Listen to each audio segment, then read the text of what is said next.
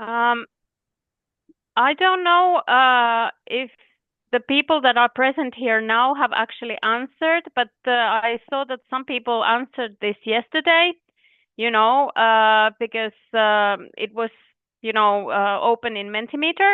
And from here we can see that people have actually some knowledge of the technical solutions used in lifelong learning. Mostly people who answered have been using the online platforms such as Moodle and also artificial intelligence. People were quite familiar with that, with Copilot and Chat GPT and all these kind of tools. Then out of these, we can see that gamification tools were not so familiar, so no one indicated them, but this is not surprising given that maybe it's also kind of like depending on the field you're working on, this may not be so useful. So, but we have used them actually in one of the courses we made online.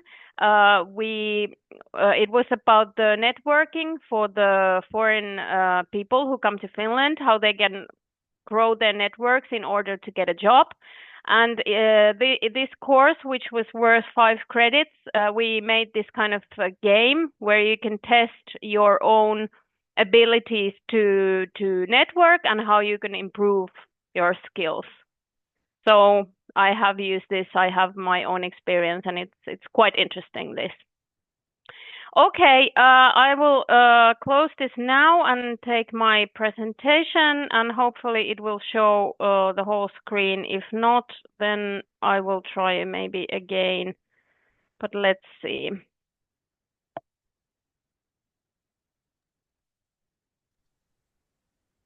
Wait, we're showing your presentation, but it's not full screen.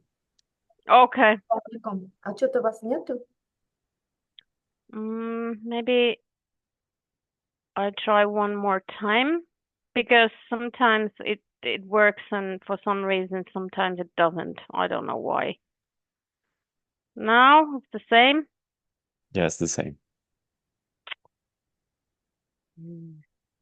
Well, should I just go quickly through this because this Yes, yes, of so that course. not to waste time? Yes. Yes, of course. So let us look a bit more about the technical solutions. So I mentioned that the online course platforms were the ones that people use most, and this obviously it's understandable since we all work or study in the higher education. So what is good with these online courses is that learners can study at their own pace and time and anywhere in the world. And it's easy even if you take courses from other parts of the world, like I did with the U.S. universities, because of the time difference, you wouldn't be able to attend the lectures maybe, but because online all the materials are downloaded, you can do them whenever you feel like. And I mentioned yesterday about opin.fi, opin.fi, which is our platform now for all the courses and materials in Finland. And if you have time, maybe later on or after this seminar, you can go and have a look because it's in English as well. So have some sort of an understanding how it looks like. Then we have the learning applications. They are quite popular here in Finland in school, in the compulsory school level. So teachers use them quite a lot when they teach children, younger children.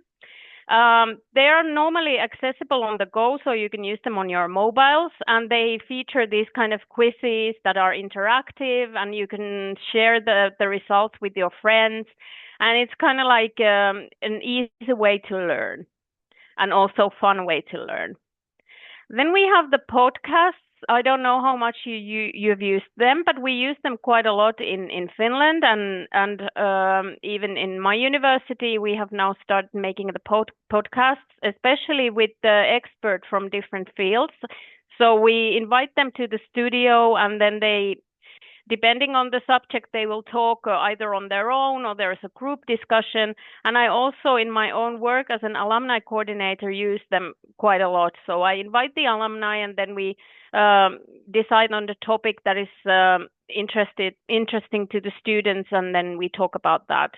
So all this kind of audio learning, it's also flexible because you can listen to them while you're like commuting from work or to school, while you're cleaning the house or doing sports. So they're quite easy way to learn. Of course, while you're doing this, you can't take any notes or anything like that, but some people learn while listening. So this is also a good way to promote lifelong learning. Then we have the gamification tools, which we've seen that are not so familiar to our audience or participants, but they can be a very good ways to learn because they motivate and they're very engaging because they give the learner immediate feedback. And in the example that I just mentioned earlier, we did this kind of well, it wasn't really a quiz, but it was like a test. How good a networker are you? And by the time you answered all the questions and got to the end, the system gave you an answer that, yeah, you are excellent, or you are maybe a moderate, kind of intermediate networker, and you should do this and this and take this and these steps to improve. So these can be a very good way to kind of like make learning more fun also. And Kahoot and Duolingo, I don't know if you've used them, but they're quite popular here in Finland and again used a lot in schools. Then we move on to a little bit different kinds of tools, technical or digital tools. We have the social learning networks, of course, LinkedIn, most of you know, maybe Moodle, which we use in Finland in our studies. They are Professor, very... I think Yes. the slide is not moving now. Maybe by click you can, yes. Oh, it's not moving. Yes. Let's try again. Now? Yes, it's full screen now. Thank you. Yeah, I don't know why this happens, but yeah. Anyways, so social learning networks such as LinkedIn can be very good because they facilitate this kind of collaborative or interactive learning whereby you can interact with other people who are doing the same course or going through the same materials as you, and you can get like feedback and you can discuss. And again, this is like a global arena because you can meet with people or interact with people from all parts of the world. And also it kind of like, I don't know, I feel that I often get very good feedback in LinkedIn, for example, when I share something, and it also kind of like offers a good platform for discussions, even in like in academic world. Then we have the artificial intelligence, which we already mentioned there. Quite a few people have been using that already, and it's becoming obviously more and more popular everywhere. And now at this point, the Finnish universities and the Finnish Ministry of Education are preparing the guidelines how we can use these tools in a good way, in a productive way, and what is the teacher's responsibility and what is the responsibility of the learner when using these. But of course, they help a lot in learning, and you can ask a lot of questions and get a lot of answers and do PowerPoints and all kinds of materials, learning materials with these tools. Also, artificial intelligence can help learners with disabilities like hearing or like with seeing disabilities, because there are these different programs that, for instance, read for you all the texts that are, you know, online, even if you don't see them yourself, or describe what is in the pictures or what kind of content is there in the material. Then we have the virtual reality and augmented reality, which I haven't personally used in my field because they are more used in the medicine and engineering fields. But I know that at our university, and especially the university community with University of Tampere, we have these kind of trainings where you can make use of the VR and AR. And of course, they offer the experimental learning experience because you are immersed in the world where you can actually perform these kind of tasks like in science or in medicine. But I won't go into that into detail because it's probably not so kind of like I don't know if many of us are actually using these kind of things because it's quite specific, area specific. And then we have lastly the blockchain for education, which means the credentialization of learning outcomes. So it means, like we yesterday talked about the micro credentials and the open badges. How can we globally recognize all these learning outcomes that we do, within lifelong learning? So if we do a course or take a test or do some training, how can we then prove that we have actually done this? So I think that in the future, the policies and the governments and the ministries have to take this into account, that people can actually prove that they have done courses and they can show the learning outcomes this way. Also, because the learning environment is global, it is important that these credentials that you get are recognized everywhere you go. So if I do some courses or do some training or learn something in Finland, I can go to another country and I can take these credentials with me, and they work and are recognized also in other places. So just to summarize very quickly, the technical solutions and innovations can be a good tool to promote lifelong learning because they offer the learners first of all, the accessibility to different materials and courses, which are like there's no time or space constraint. Then you can make very personalized ways of learning because of them. You can choose what you want to do and make the learning experience individual. Then there's the flexibility, of course, like we saw that you can learn many things while doing something else, like the podcasts are a very good example of this. You can listen and even in the bus when you're going to work, and you can take them anywhere in the world if you have I don't know, a mobile phone or a laptop. You can do this. You can do courses and learn everywhere. And then there's the interaction, which is important in learning, of course, because you get the feedback and meet the peers and can have interesting discussions and feedback from others. So this also makes the lifelong learning a better experience. And then, collaboration is the same thing. It goes with the same territory. And then we talked a little bit about these gaming tools and the applications, learning applications, which continuously give you updates on how you're doing and reward you. Like the Duolingo, for example, if you do the exercises, it will, come back to you every day and say like, hey, you haven't been training today. How about coming back, to your learning, and today you have reached this and this level, and so on. So many people are in front of you. So this can motivate some people when there is this kind of like gaming element to learning.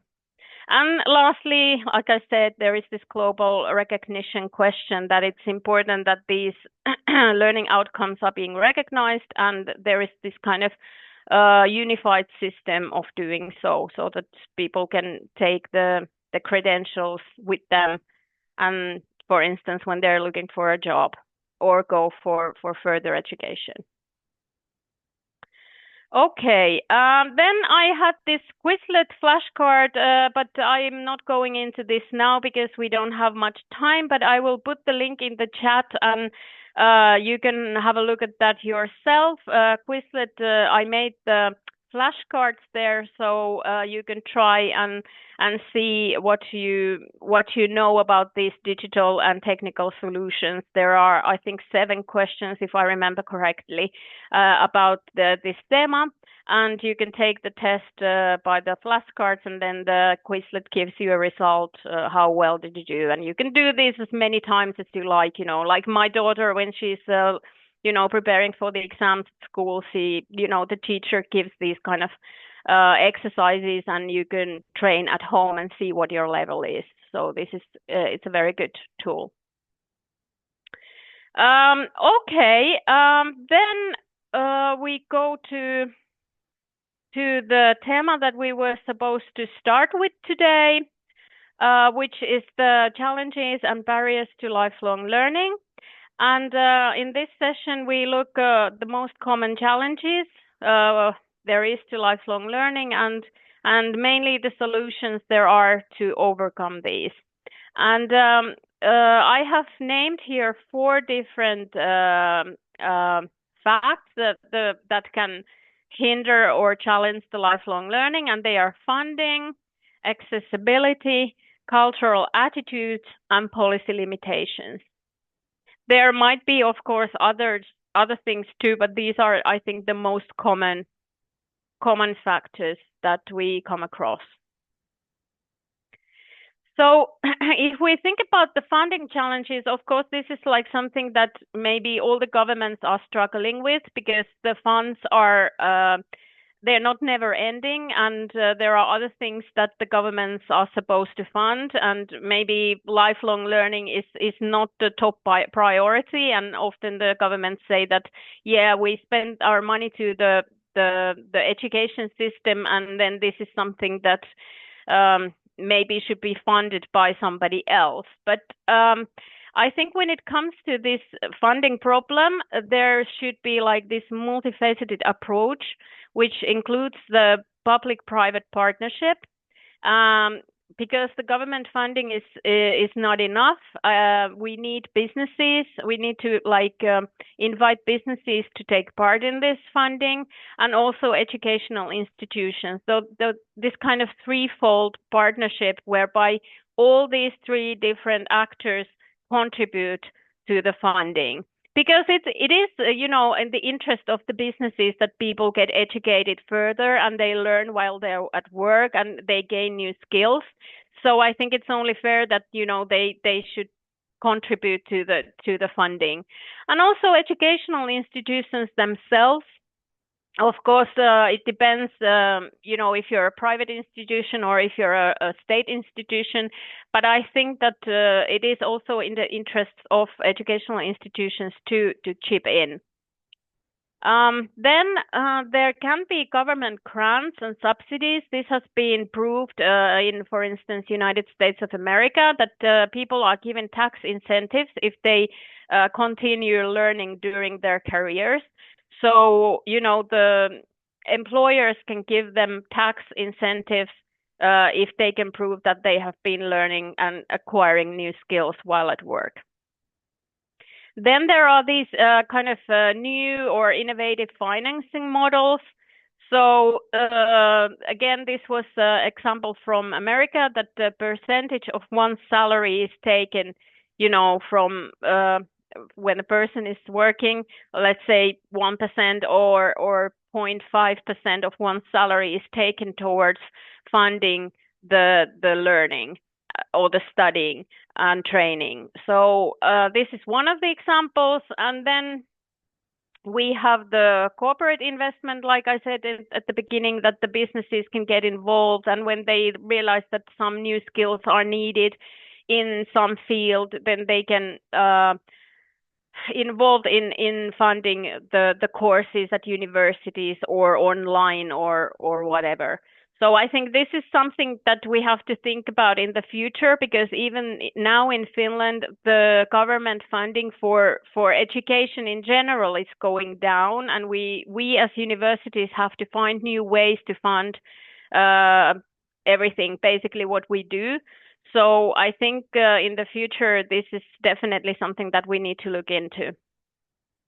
Then there can be crowdfunding or community support if there is a, an area or region or city maybe that needs something. Like I'm thinking now in Finland, the north of Finland, which is suffering from the lack of healthcare professionals like doctors. Maybe, with this kind of funding where the city or the municipality is trying to create funding, then they can partner up with the local higher education institutions so that more doctors are being, educated, or more healthcare professionals in that particular area. So I think these kind of discussions are underway. Also, just to offer free and affordable learning options. This is the main kind of, I think the easiest way to tackle this problem. And I think we have quite a lot of these already. Of course, in some cases you have to pay, but a lot of materials can be found for free online these days. And then, of course, in an ideal world, the policy reforms would be made as such to allocate sufficient budgetary funds to lifelong learning initiatives. But as the world is right now, I think this might be the hardest of all these points. Then we touched upon this theme already when we looked at the technical solutions, because they help make lifelong learning more accessible. But several other strategies can also be and should be adopted to reduce the barriers, and especially to enhance inclusivity, so that more people from all walks of life could take part in these lifelong learning activities. So, of course, the flexibility comes here again. So offer flexible learning options. Then the financial support. There could be grants or scholarships offered for lifelong learning. Again, the community outreach. This is very important. I don't know about you, but in Finland, the libraries offer a lot of good trainings and courses for free, especially for people who are unemployed, and also for the refugees who learn the languages. So the Finnish language. So I think this kind of community collaboration can be successful in many parts of the world, because it doesn't have to be a school building or university. It can be a civic center or a community club or library, and people can gather there and study together, and they can provide the resources. Often the libraries have the computers, they have internet. So this can help people with limited resources to also enjoy the lifelong learning opportunities. I won't go into the technology integration very into depth here, because we already talked about that. But of course, nowadays, I think all people have mobile phones, so at least some of the applications and technical solutions are available through that. Then the inclusive curriculum is, of course, important, because when we talk about lifelong learning as any learning, we should cater for diverse learning needs. So we should look at what people need and what are the specifics in different learner groups. So I think more kind of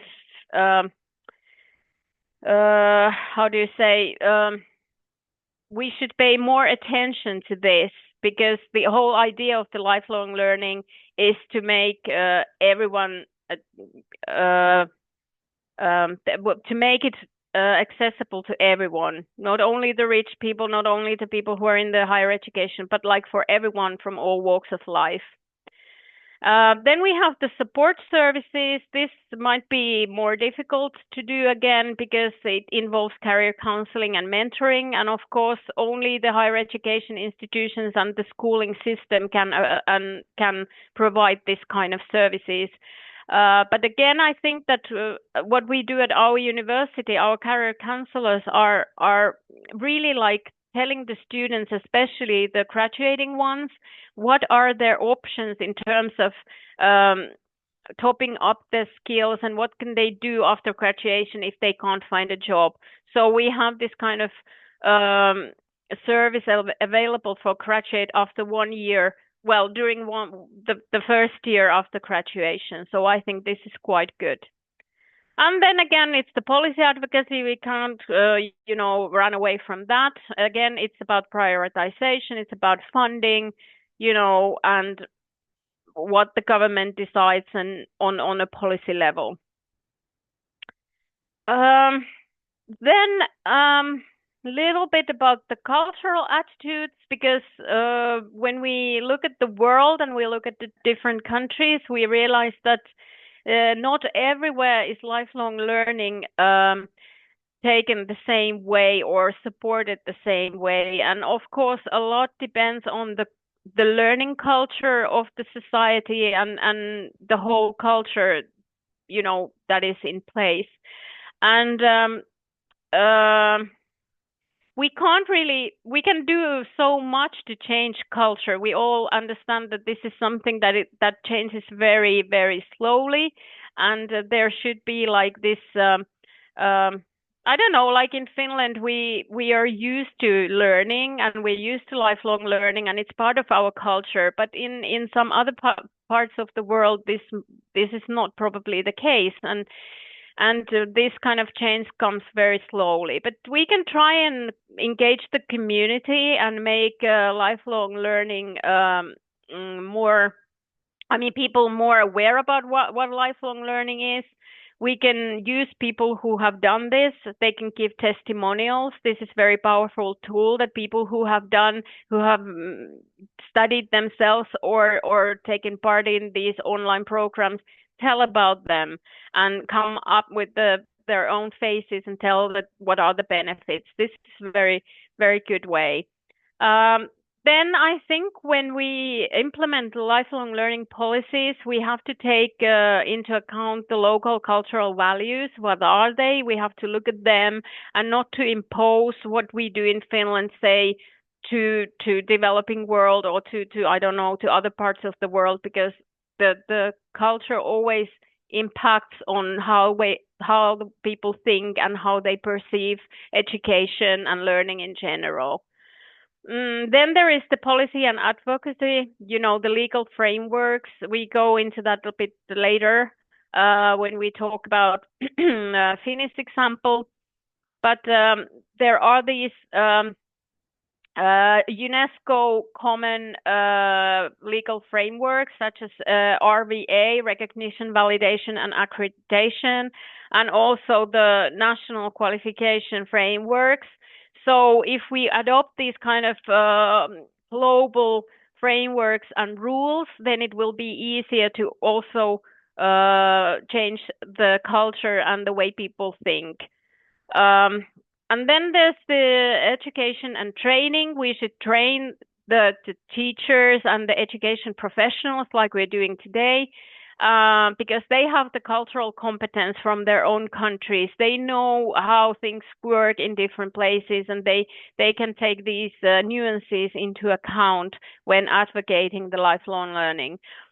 And then also, again, this is very important, accessibility and flexibility. So look at what the community needs and what they can do and mold the programs and the lifelong learning policies, to that. And then lastly, we have this question, how to tackle the policy limitations. I think this is probably the most difficult one in these. Well, I don't know, but at least because this involves the decision-making process at the very top level of the government. So I don't know how much common people or people who advocate lifelong learning in their jobs can do to change this. But there are some strategies that we can adopt, and we should adopt as nations and and societies. And I think the most important one is to bring the lifelong learning to the core of national policy making. It can be either sectoral policy or comprehensive policy, but it needs to be long term. I don't know if you remember from yesterday, but I said that this kind of policy, what we adopt, should permeate the whole society. So it must engage everyone from individuals to business to organizations, and then on top of the ladder is the government. Also, long-term approach is needed. Nothing happens in 1 year or one night. You need to be patient with this. And also what is important is the continuity between government changes, so that when the government change after the elections, that this work will continue, and it's not like dependent on the partisan politics, that that all the governments are devoted to this goal and work towards the same goal. Then this is somehow related to the funding thing. I think the government should advocate increased investment, both public and private. And I think here the businesses and the organizations play a crucial role, especially the businesses, because they know that they need to further educate their workforce, and people who are employed constantly need new skills and knowledge. So I think businesses should not be forgotten here. Then adopt policy reform that engages all the stakeholders. And also what is important is to monitor what is happening in the field of lifelong learning, because we don't just adopt policies for the sake of doing so, but we should really make an evaluation of the programs. What are the results? What comes out of this? So kind of management by data. And this obviously requires many years. You can't get results from after 1 year or two, but like a long-term strategy whereby you look at what kind of policies were adopted and how they worked and what were the outcomes and what should be maybe changed in the future. So this is a very important point.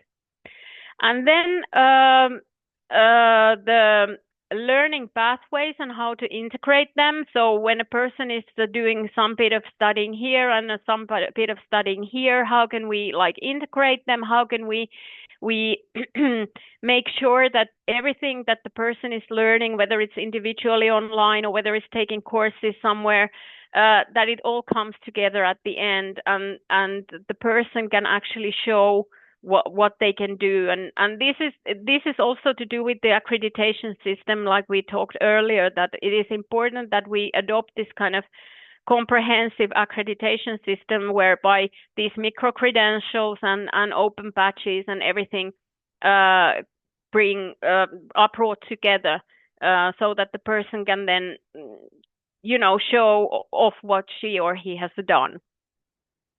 And then I think this is the fifth one, is very important, that we shouldn't focus entirely on the workforce and how to make the society more profitable and more economically viable, but we should also look at the people's individual needs and why people or individuals strive for lifelong learning. Because for somebody, it might not be the career, it might not be the professional improvement, but it's just something that you want to do as an individual. You want to kind of empower yourself by learning. You want to learn a new skill, like I did, which didn't have anything to do with my career really. So I think a more holistic approach in general is welcomed, so that we don't entirely, focus on what is happening on the workplaces and employment, but look at the lifelong learning experience as a more whole process of what is happening in one's life. Okay, I think, I don't know, what is, do we have time? What is the time frame? I think we have time now, don't we? Good afternoon. Good Dear afternoon. Professor, I have a technical issues for connection. Sorry for my. Okay, just thank you. I'm very glad to see you today to our second day of our TAM seminar. And now I see we focus to the technical and practical aspects of lifelong learning. We also now explore innovative tools and solutions that can help make lifelong learning more accessible, effective, and globally relevant in the face of current challenges. What about our practical aspects, dear Professor? What we can do? Breakout rooms, or what do you offer? I don't know how many people do we have now. I don't see. 25 people we have. 25 people. Okay, yes. Then we can go into breakout rooms because I had prepared questions for each group. So if we have 25 people, we can, I have 4 set of questions. Let me just quickly stop the share, and I will take them from my, just a moment. I have them here. So,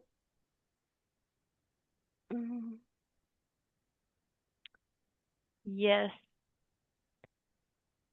I have the 4, we can go through the questions maybe together first, and then we will split into groups, if that's probably easier.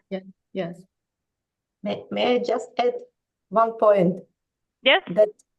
Good morning, Kirsi again. Good morning. Just to let you know that we got already received the preliminary feedback on the very fruitful day yesterday.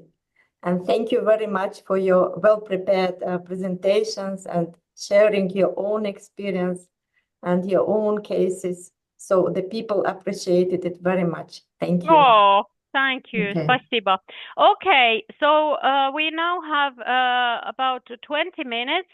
We can maybe go to the breakout rooms for 10 minutes and then come back. But I have split these groups into 4. So the first group will look at the funding. Can you see my slide now? Yes, we see. Yes. So first group will look at the funding and think about the questions: who should be responsible for funding the lifelong learning programs and why? And then how do the resource limitations impact the quality and accessibility of lifelong learning opportunities? And then should we adopt a global standard for lifelong learning activities? And this you can argue for or against, whatever you think. So these are just questions to kind of like help you to think about this issue. You don't have to necessarily answer like word by word, but just to think about this thema as a whole. You know, you can use these questions, you know, for your help. Then the next group will look at the accessibility. And then here it's important to ask whether everyone, in your opinion, has an equal access to lifelong learning programs, and maybe look and identify those groups that are in danger of being left out. So what types of groups in society might not be able to enjoy the lifelong learning opportunities? And how could we promote this? How could we make the lifelong learning policies or programs more accessible? So this could be the theme for the second group. So think about these underrepresented groups and their possibilities to learn.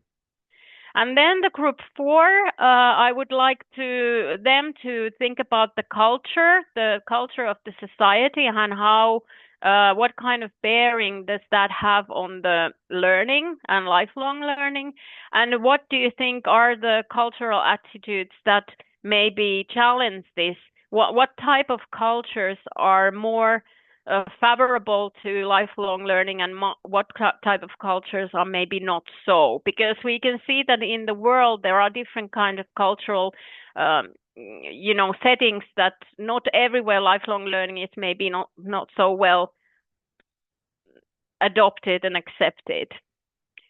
And then the last group will look at the policy limitations and about the policymakers' role, and think maybe here whether it's better to adopt a top-down strategy so that the government decides on top and then it comes down to the level of ministry, to the level of municipality, the city, and then the higher education institution, and then at the end the individual, or whether it's better to kind of like go the other way around from bottom up. And then maybe also look at the coordination between different stakeholders. Who should be responsible for planning these lifelong learning programs, maybe funding them, and these type of things, and also think about a little bit about the accreditation. Why is it so important that we adopt these common ways to accredit lifelong learning? So these are the 4 groups, and now I think I can put you in the groups, and then after that I will. Or should I do it now? Maybe put the questions in the chat because people don't see these slides. Or what do you think is best? It's better to send the chat. Yeah, so I will just copy these and put them in the chat now, because otherwise there won't be. Oh no, this is not. Or should we do maybe that we go into groups now, and then I go to each group and give the questions there. Maybe this would be better. Yes, you should call, I think. Yes, we can also. So will you just allocate the breakout rooms, or should I? Yes. Yes. Good. So did you say we have 25 people? Oh, Yes. now there are 21. But overall, we can create the 4 breakout rooms now. Yes. Mm-hmm.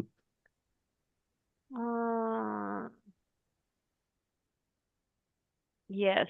Okay.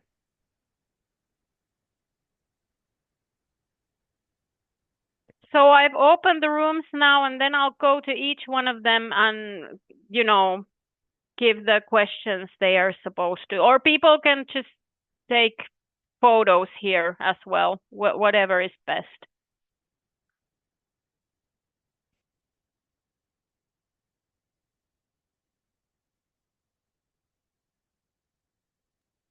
So dear participants, just quick reminder. So now in your screen that you appear the message that you need to enter the breakout rooms. So this is the randomly, I think, allocated, Yes. right?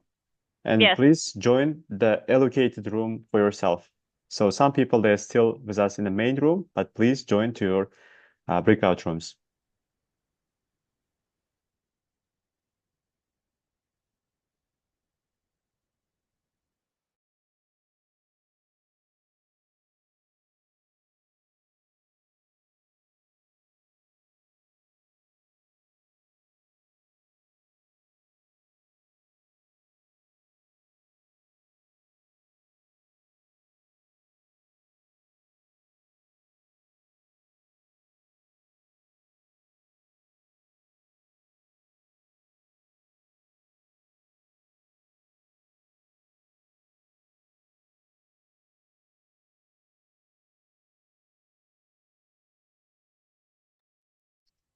Assalomu alaykum qadrli ishtirokchilarimiz. Hozir breakout roomsga bo'lindi. Iltimos o'zingizga ajratilgan breakout roomsga kiringlar.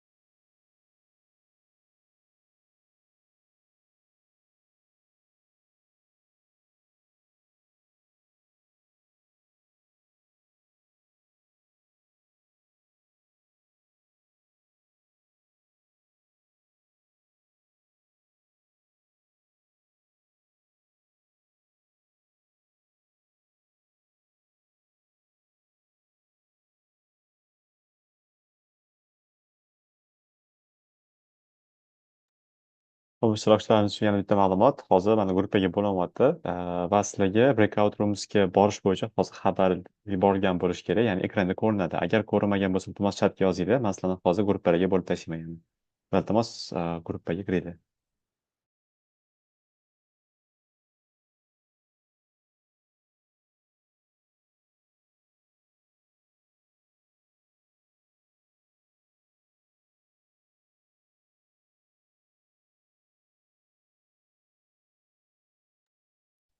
So I'm staying here. If somebody joins, I will allocate to the rooms.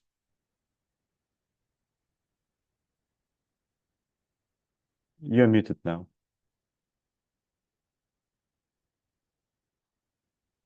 Now we can speak.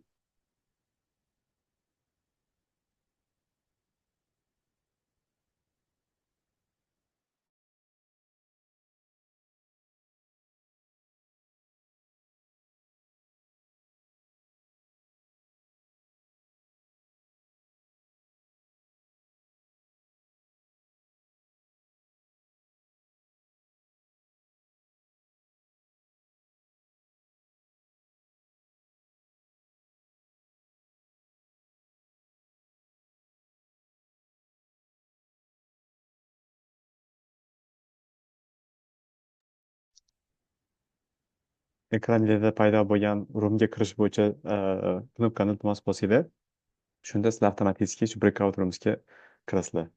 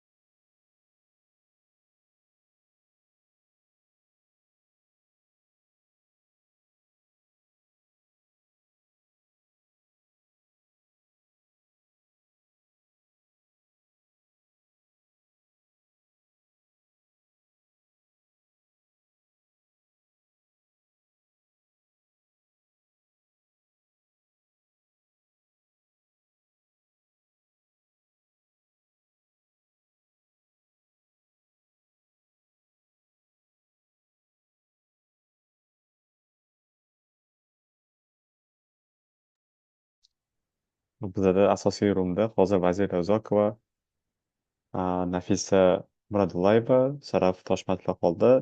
Jo'rayeva Dildora, Zarina Abdulaziyev, Sarvinoz Ziyodullayeva, iltimos breakout roomga kiringlar.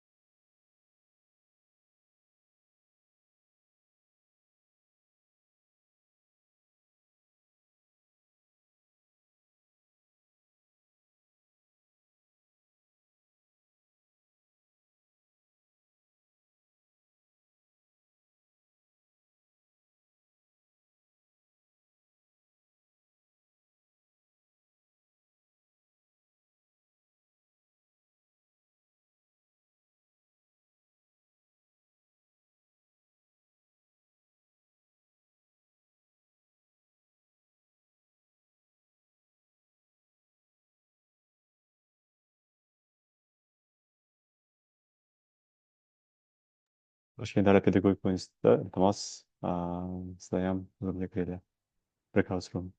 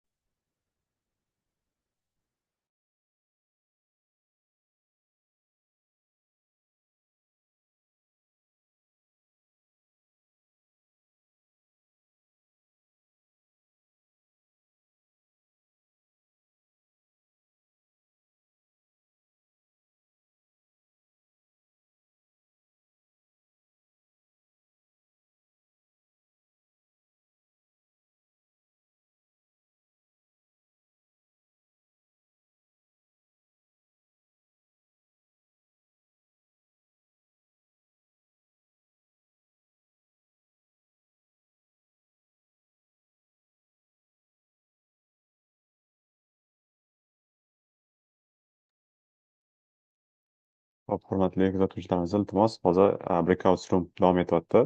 Birinchi, ikkinchi, uchinchi, to'rtinchi gruppalarga sizlarni assign qilingan. Iltimos, ekranlarda paydo bo'lgan klik knopka orqali shu o'zingizga ajratilgan xonaga kiringlar.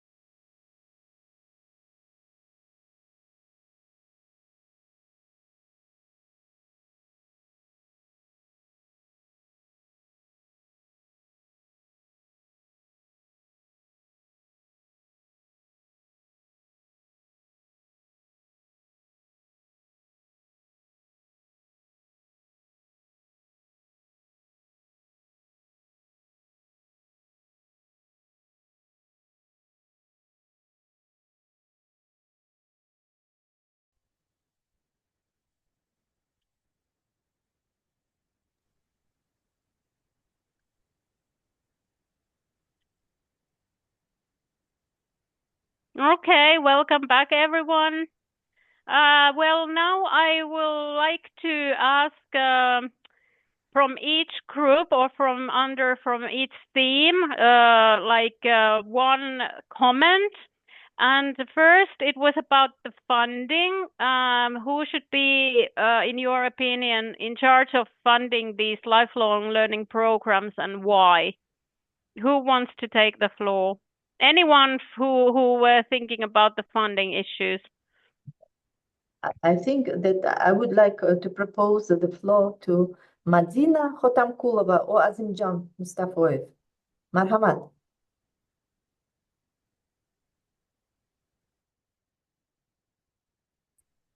Shahnoza, which group would you?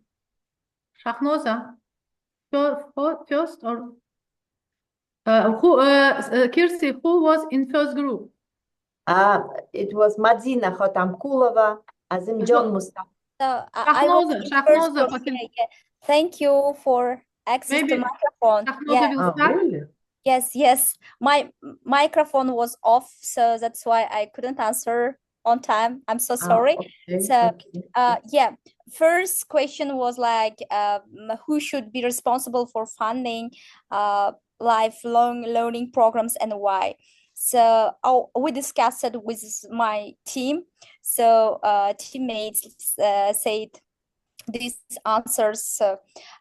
First of all, life learning should be funded through a shared responsibility model involving multiple stakeholders. In our opinion, first of all, it should be government, because as lifelong learning contributes to national economic growth, social stability and sustainability, government should take primary responsibility. And public investment ensures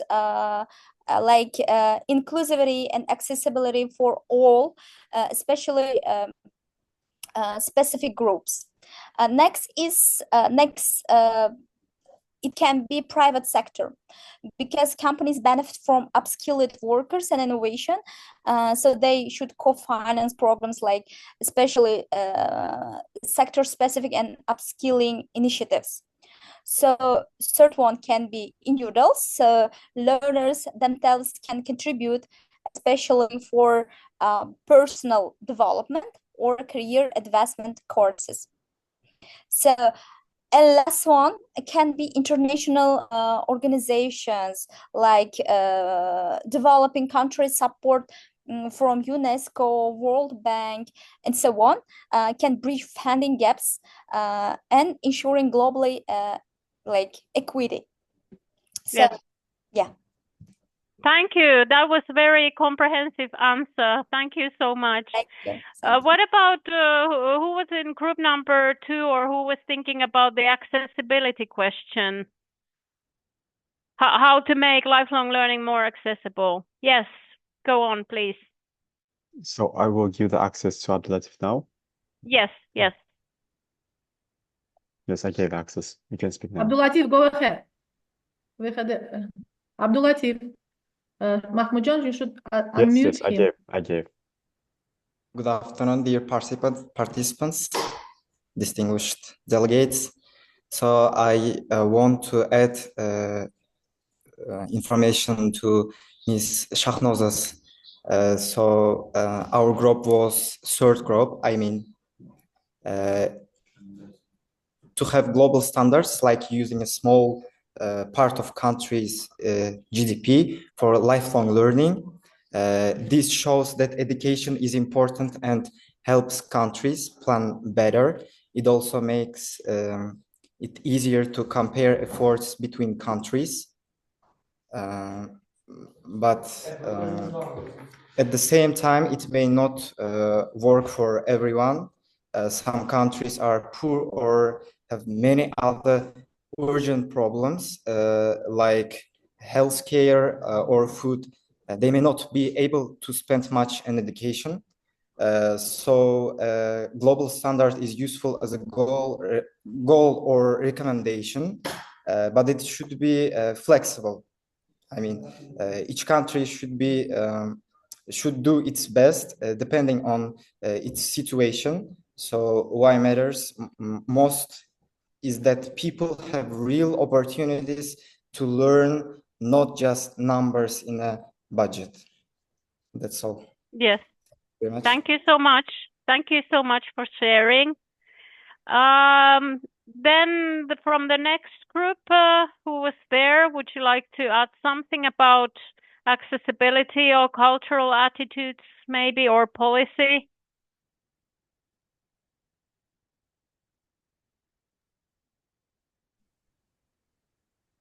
Second group, what was, who was, I don't know who was in that group. I think it was the first group, right? The We last have group. one, yes. In second group, I didn't see. Well, anyone can take the floor now for the last commentary. It doesn't matter from Yes. group 2 or 4. Oh, from Whoever 4, wants we to have, share. from 4, we have participants. Please go ahead. Sitora or Nilufar? Sitora, are you here? Sitora?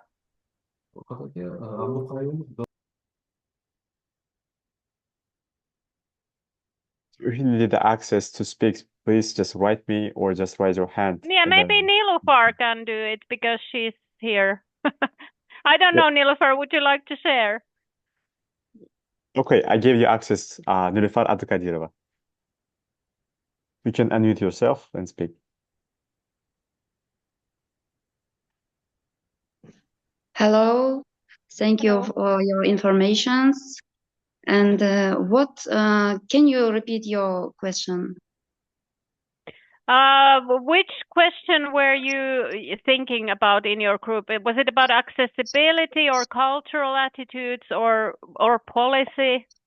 I'm thinking about needed changes in accreditations, and I think it's allow recognition of non-formal and informal learning, such as online courses, work experience, community-based learnings, offer module and stake-based accreditational that allow learners to build qualification over time, provide micro-accreditational for specific skills, especially digital and job-relevant ones.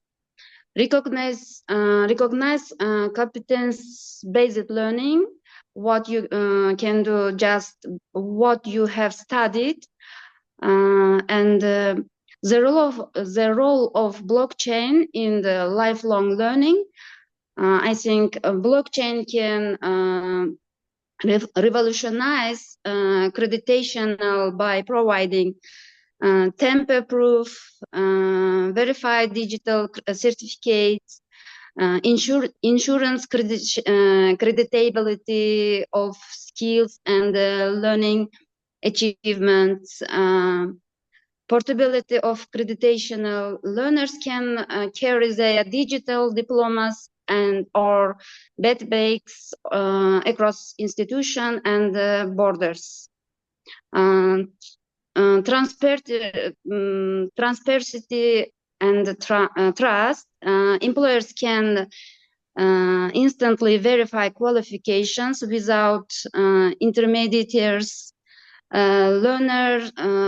Learner ownership, individual control their own education records, and etc. Yeah, wow. Yeah, that was very comprehensive too. Thank you, Nilufar. Yes, Thank you. I think from this discussion, just to wrap it up, we realized that there are quite a few challenges and barriers to make lifelong learning universal and accessible and affordable and recognized.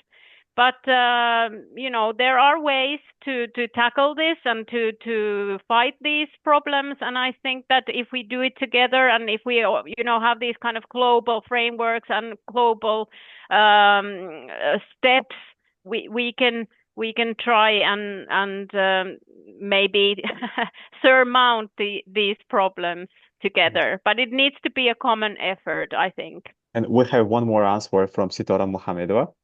Okay, yes, go ahead, Sitora. Good afternoon.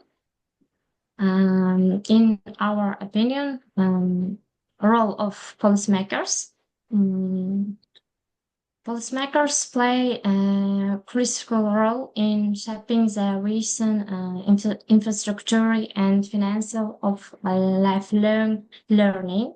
They create inclusive national strategies for adult education and skill development, ensure legal frameworks support diverse learners, including marginalized groups, fund and incentives both public and private educational programs, promote partnerships between education, business, and civil society, set quality standards and accreditation systems for non-traditional learning forms. Thank you. Thank you so much. Thank you. Yeah. So did everyone share now from all the groups? All groups. I think so, yeah, maybe. Yes, I see.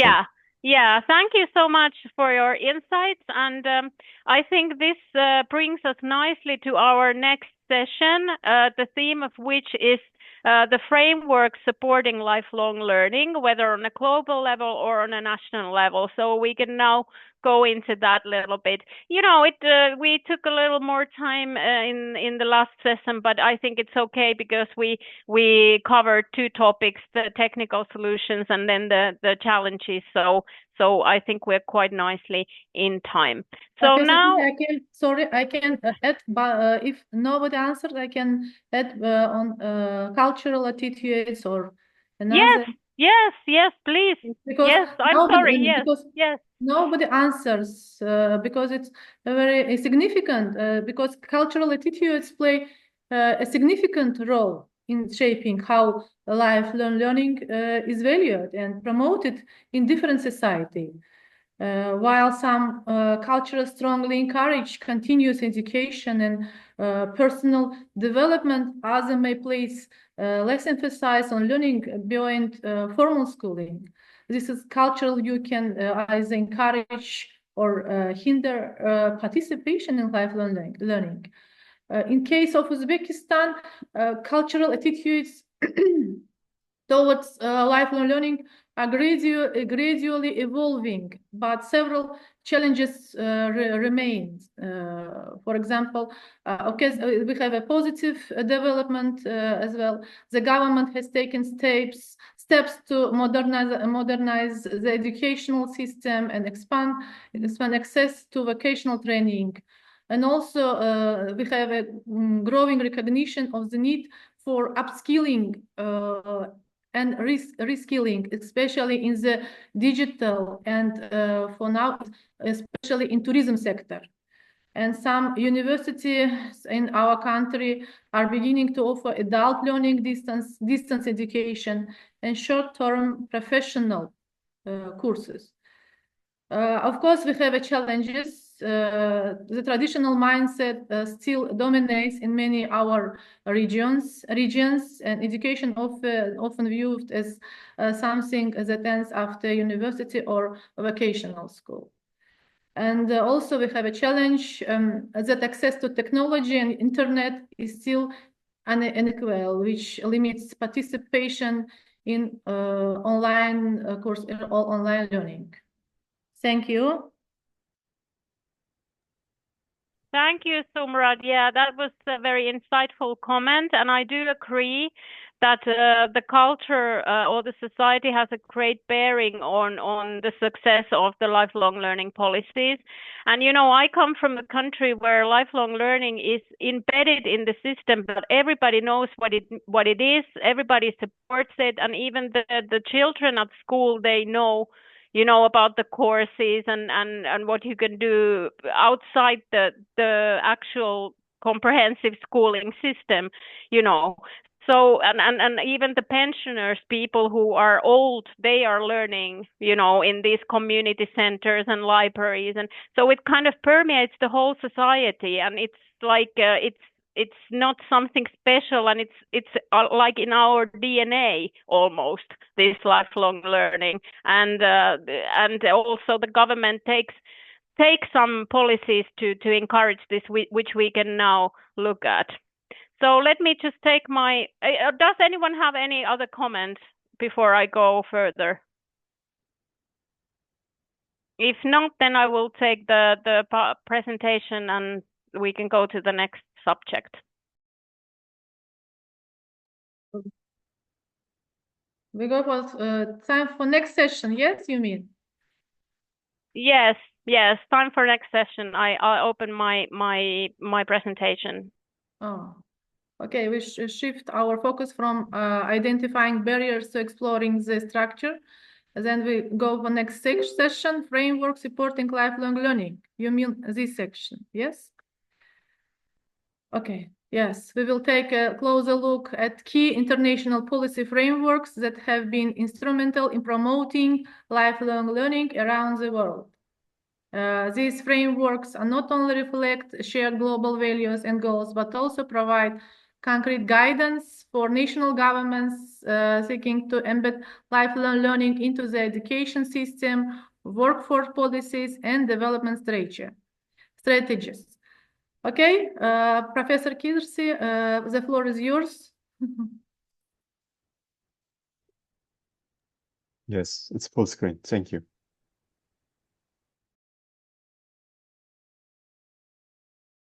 So please unmute yourself firstly. Yes.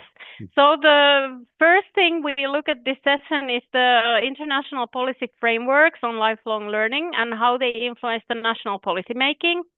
Then, if we have time, we quickly go through the UNESCO's network of learning cities, which can be found both in Uzbekistan and in Finland. And then I want us to look at Finland a bit more closely, our policy on continuous learning, because in Finland we call lifelong learning a continuous learning, and we have a policy framework for that. And then we wrap up the session by the last question in the Mentimeter, and then you can leave me some commentary if you like at the end. So here I have listed some of the key international policy frameworks that we currently have in place on lifelong learning. And I think, of course, the most important one of these is the UNESCO's lifelong learning policies and strategies. And within this framework, the UNESCO supports its member states in developing, implementing, monitoring, and evaluating lifelong learning policies. And it also has this recognition, validation, and accreditation policy of non-formal and informal learning. We talked about these two forms of learning yesterday. And through the promotion of learning cities, which is this huge network of cities around the globe that implement these UNESCO policies. Then we have OECD's Lifelong Learning for All, which is adopted in 1996, and it's also a framework that aims to make lifelong learning accessible for all individuals throughout their lives.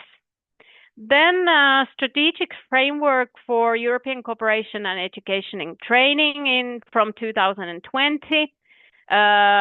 Again, it aims to make lifelong learning and mobility a reality for people in an equal way. It tries to promote social cohesion, active citizenship, and enhance creativity and innovation. And like we talked yesterday, of course, lifelong learning, it's not only about the gaining of new skills or top up your knowledge, but it's also about, growing as a human being and, about these understanding others, how the society works. And I think this framework has a more kind of accent on that. Then we have the European Union Council recommendation on key competencies for lifelong learning. There are 8 key competencies that the European Union sees are essential for personal fulfillment, employability, social inclusion, and active citizenship. Again, a more kind of holistic way of looking at the lifelong learning, not only as a form of career advancement or professional growth, but also growing as a human being and as a citizen. And then Europe 2020 strategy, which includes education and training. And these are seen as key components for the smart, sustainable, and inclusive growth, which also brings us back to what we learned yesterday about the UN sustainability goals, that, you know, through lifelong learning, we can also promote these actions and way of living. Sorry, I go back to, yes. So if we look at all these international policy frameworks that I just mentioned,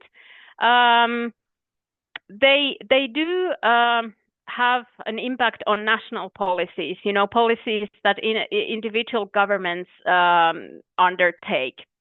They provide guidance, for instance, and standards, a sort of benchmarking how the countries can adopt and improve their own education systems. So it's important that we have this kind of a network of countries where you can get advice, where you can get support, where you can ask if you don't know something. So this kind of standardized roadmap on how to promote lifelong learning. Then there's the policy alignment, which is important, that countries can, and often do so, they align their national policies with the international framework so that the policies they adopt are consistent and benefit from the global best practices. Because it's no use that everybody in this world makes up their own policies, but you know that we should come together and look at what are these frameworks, and so that everybody kind of adopts them in the same way and in a consistent way. Then there is the funding and support issue. So of course, and it was mentioned in the discussion before, that international organizations often provide this financial and technical support for the countries to implement lifelong learning policies when the national budgets are not enough, or are there's not enough funding for these kind of policies. Then these frameworks can help in this to cap up indifference. And then monitoring and evaluation, we talked about this, that, you know, this should be data driven. The way we implement the lifelong learning policies, we should get the data out of it and see how the policies are working. So the frameworks that are in place globally can also help in this, because they include the mechanisms ready for monitoring and evaluating the efficiency. And then overall, these frameworks help creating more cohesive and effective global approach to lifelong learning. And this benefits not only the societies, but also individuals, and make the policies more equitable and more balanced. Then I want us to have a quick look, not too long, but just a quick look at the global network of learning cities run by UNESCO. So currently there are 356 learning cities around the world that foster culture of learning at the local level. So because the implementation of the lifelong learning programs happen at the local level, it's important that the cities themselves are involved. And I think this is the whole idea behind this program or the network. There are 79 countries that host these learning cities. And I already mentioned that in Finland, we have 2 cities, Espoo and Vantaa. And now also Tampere, actually my own city, which joined in 2020. And in Uzbekistan, I don't know if I'm mistaken, but I found out that there are at least 2 cities, both Tashkent and Varkhona, who are part of this learning city program. And as you can see, over 390 million inhabitants of UNESCO learning cities benefit from these programs. So I think this is a great way to bring lifelong learning policies closer to the individual and to the citizens, because the cities are more flexible and they can take immediate action, whereas for the government it takes a longer time to adopt to things, to learn everything. So cities are kind of more agile in this way and can do things quicker often.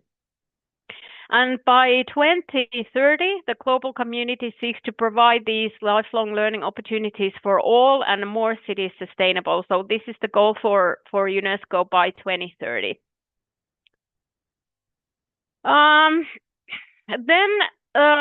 Like we talked just a few minutes ago, these frameworks provide help and benchmarks for national governments when they start designing the lifelong learning policy on a national level. So a viable policy framework before you start developing it, you should take into consideration 4 elements. First is the legislation in general in the country.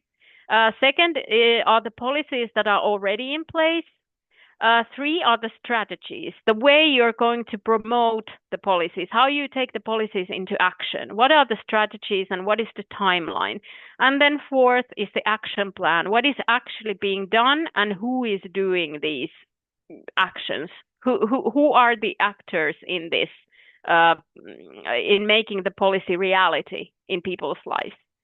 So these 4 points need to be taken into consideration when you start making a national policy on lifelong learning.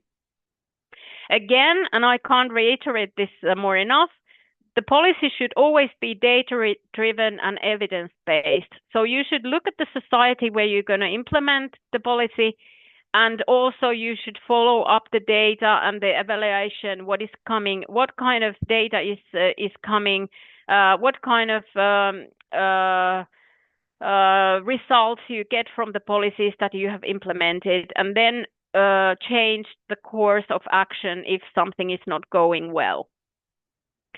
Then I think this is also quite vital, that you need to make a quite thorough analysis to map out what is already there in place. Because often, when governments start to plan new policies, they forget that there is already something in place that might help, not to make like overlapping work. You should make this kind of contextual analysis of what is existing, what kind of policies there are already, for instance, in the field of education that could support lifelong learning. And then the factors that need to be taken into account in every government, in every society is, of course, the demography. It's the most important thing. What kind of population lives there? What is the age demography? What is, all this kind of, where do people live? Do they live in remote areas or do they live in urban areas? All these kind of factors. What is their educational level? Are they more in low-pay jobs or in high-pay jobs? All these kind of, what is the infrastructure in the country? Do we have, what kind of technical solutions do we have in place? Do we have internet access? All these kind of things. Then the education system, what the education system is like, what are the main characteristics of the system? Then the status of equity and inclusion, if all the groups in society are being included, or if there are questions of equity, or some other challenges that might hinder the policy implementation. Then social conditions and economy in general, of course, if the society is or the government is very poor and is struggling, then this need to be taken into account. How much funding we can allocate to this kind of work? How many people? What are the kind of economic parameters that we need to take into account when we start planning a policy? Then there are 2 different ways when you plan a national lifelong learning policy. It can be either sectoral policy or it can be a comprehensive policy. And usually the sectoral policy integrates the lifelong learning principles within specific sectors, such as, Ministry of Education, Ministry of Labor and Employment, or Ministry of Social Affairs. So it falls under a certain ministry. In the sectoral policy, the aim is to identify the skills and knowledge needed to achieve sectoral goals. So whether it's about, increasing employment or whether it's to enhance the social position of some people or in the society. These kind of factors are being considered in sectoral policy. Also, the aim is to facilitate pathways between sectors and support transitions between work and education. This is normally a characteristic of sectoral policy. If we look at the other side of the slide then and go to comprehensive policy, it means that the approach to national lifelong learning, it's more broad and it cuts across multiple sectors. So it's not under a certain ministry, but it's usually kind of joint responsibility. And the policy itself is led by the head of government, prime minister, for instance, in Finland. So it's more kind of like comprehensive way of looking at lifelong learning. It has to be guided by the shared vision. All the ministries and all the government agencies have to have the same vision about what is to be done and how it's going to be implemented. And it has to be aligned, or it is normally aligned with countries' overarching development goals, like we see in the Finnish case a little bit later when I show you that, Finland's policy on continuing education overlaps and interacts with the development goals of the country. And then the comprehensive policy also serves as a unifying document for various lifelong learning initiatives, providing both governance and financing elements. So you can see from this distinction that the comprehensive policy really takes into account all the questions that have to do with the planning, implementation, and evaluation of the lifelong learning policy. Okay, then I want to look a little bit closer on Finland and the continuous learning reform we adopted in 2020. It was Prime Minister Sanna Marin. She was Prime Minister at the time. She had a government program which included a parliamentary reform for lifelong learning. So the government made a conscious decision that we start promoting this continuous learning reform. And the policy was adopted in 2020, and it outlined a clear vision and goals for 2030, so in a 10-year span. And it included 27 measures to achieve the goal. So this was kind of like, this is a great example of a comprehensive policy in a sense that, it has this kind of policy planning, but it also has a vision how it's going to be implemented and how it's going to be evaluated over the 10-year span that the program is going. So the policy was planned in cooperation with the Ministry of Education and Culture, Ministry of Employment and Economy, Ministry of Finance, and Ministry of Social Affairs and Health. So it was kind of overlapping the whole government sector. It was not only under the responsibility of one sectoral ministry, but almost all the ministries, the important ministries were involved. And if you think about the name, you may realize that we don't use the name lifelong learning in Finland, but we use a phrase continuous learning, and this emphasizes this upskilling and reskilling that it's ongoing as opposed to occasional character of lifelong learning.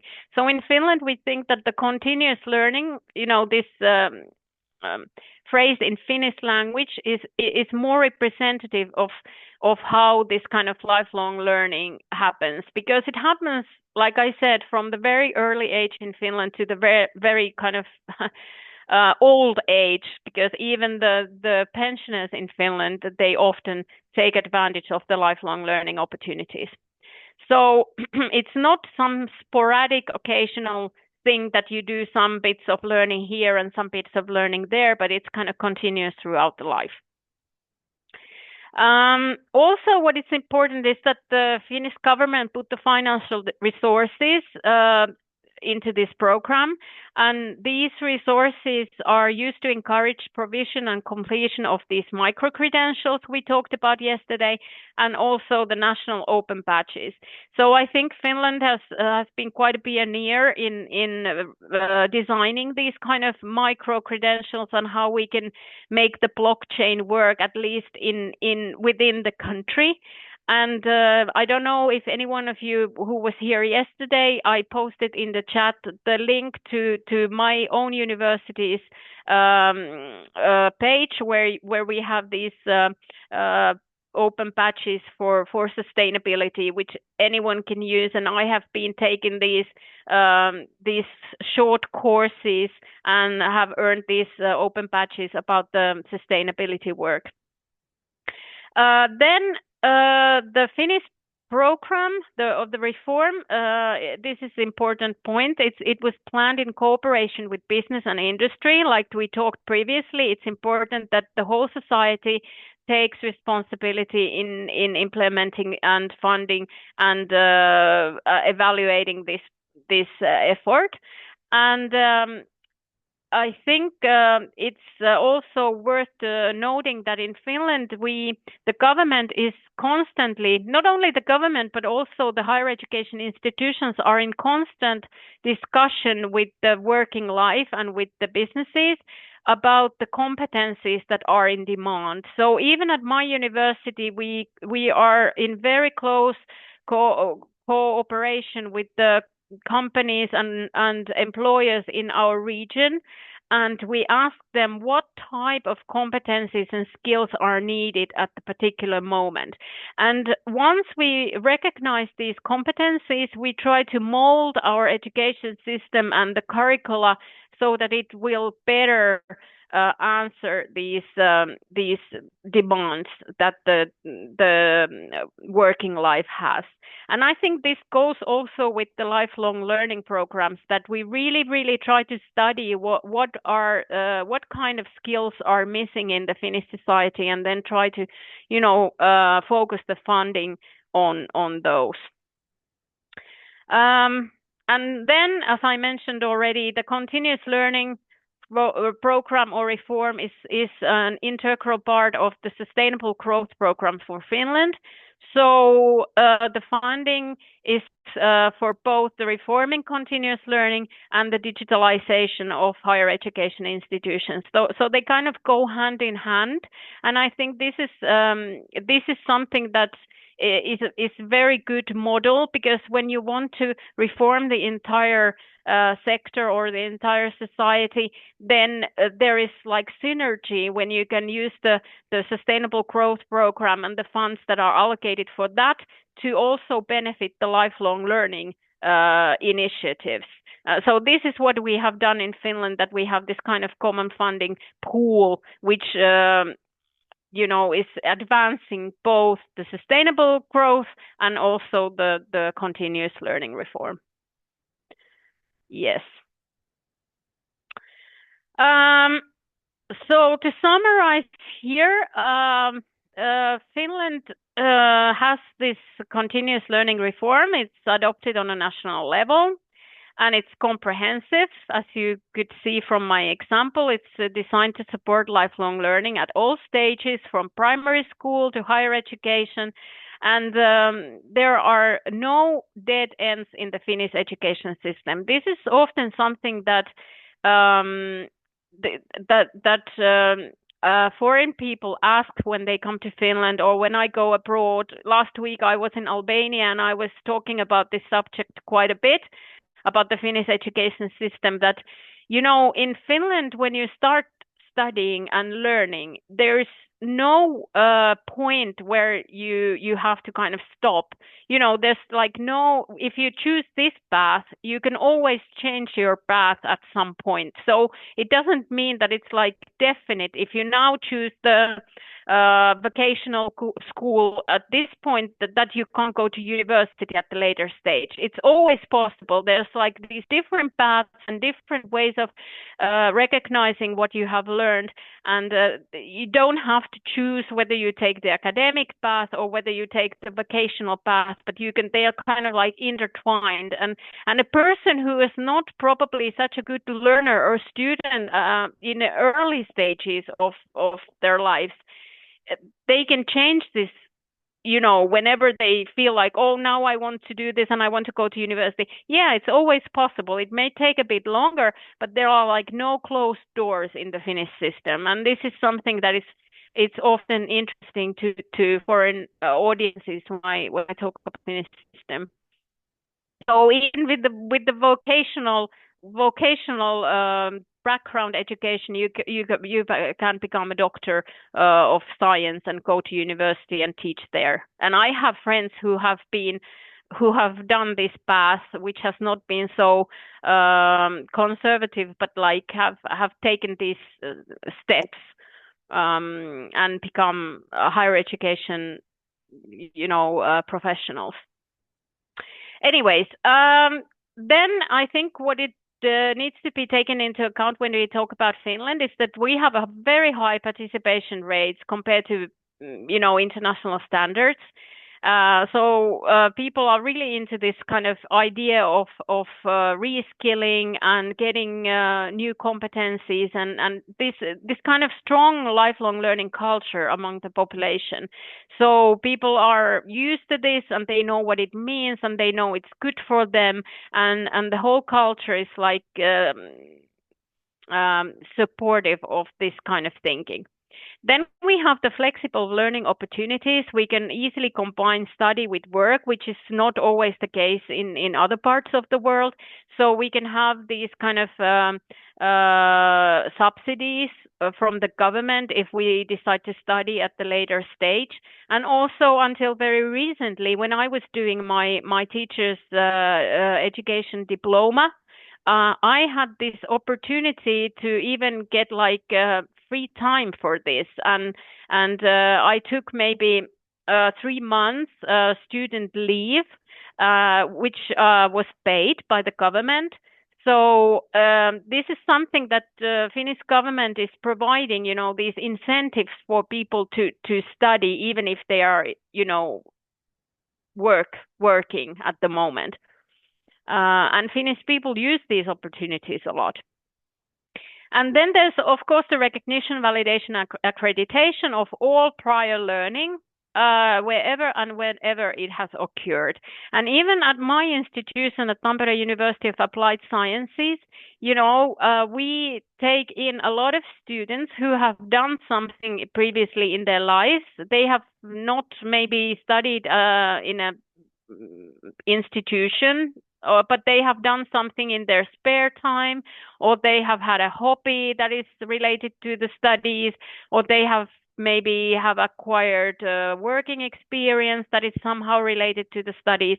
And these are all accounted towards the degree. So when the student comes to our institution, the professors sit down with them and they go through all the things that the student has done, whether it's at school, whether it's non-formal learning, whether it's informal learning, the hobbies, sports, whatever the army, service, all these kinds of things that have been, present in this person's life. And then they see whether there is whether they correspond to the curricula, whether they have any kind of points that could be, somehow related to the educational requirements in specific degrees. So if they can find these points, then the students get the credits automatically, and they don't have to go and take the course, and sit on the lectures and do all the exams, but they can be accredited in a different way, based on their previous learning. And this is something that is very good, because not all the people learn by reading or by sitting on the lectures. Some people learn better when they do actually something with their hands, like in the car repair shop or wherever, So we encourage this kind of accreditation system. And then, like I mentioned, we have the financial subsidies and incentives for learning for all the society, which Finnish people are very amply taking use of.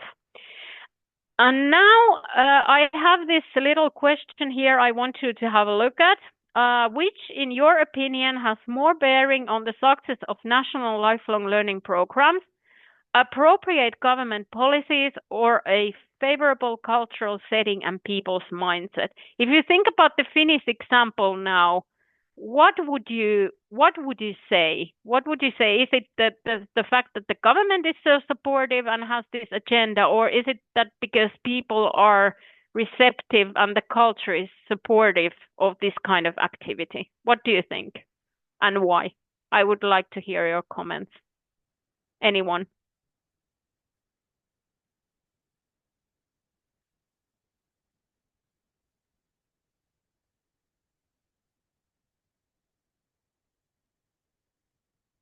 Or if you think it's a combination of both, maybe. This is also an answer. It's a combination of both, I think. Mm. In my opinion, it's a combination of both. For example, culture, significant bearing on both, and the success of lifelong learning programs and the outcomes. Mm.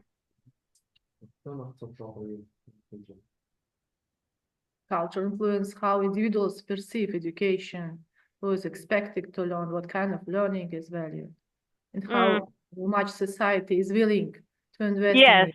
Yes. And also, I think how these kind of programs or the lifelong learning is valued.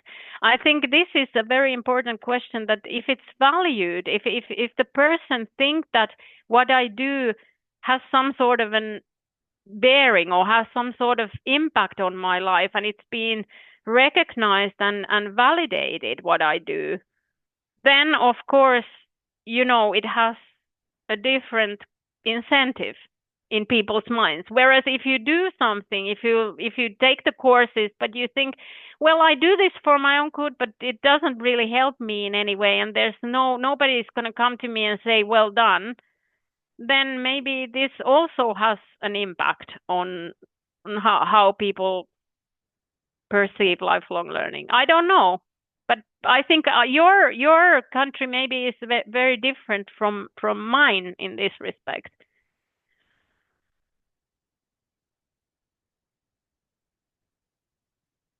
And also about the fact that how the employers and how the working life, if they accept this kind of constant training and constantly, learning and taking courses, not all the employers are like this, I think. I don't know about your working life. Are they supportive, the employers and businesses? Do they encourage their workers to gain more skills?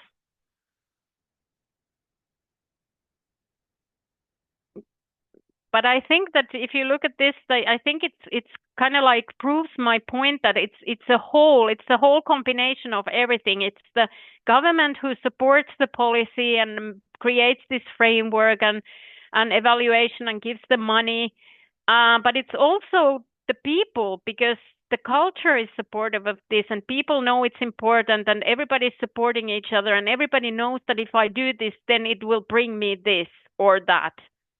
So I think it is a bit of both. I don't know if you agree with me. Yes, we agree.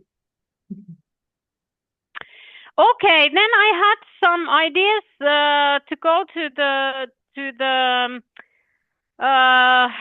breakout rooms, but I don't know if we have time for that, because I see that we only have 15 minutes and maybe it would be a good time to leave some time for discussion and go to the Mentimeter now. What do you think? Yes, it's time for better time for discussion. Yes. There's no time for breakout room, I think. Yes, I think so too, because it's already 15 past. But let us go to the Mentimeter. The code is the same. Here you can't see it, but I can put it in the chat. I will close now this. You have the Mentimeter code, or I will give it to you. It's. Could you please send the Mentimeter code to the chat, please? Yes. Because we today have no new participants. Ah, okay. No, not this one. Where is it? Oh, here.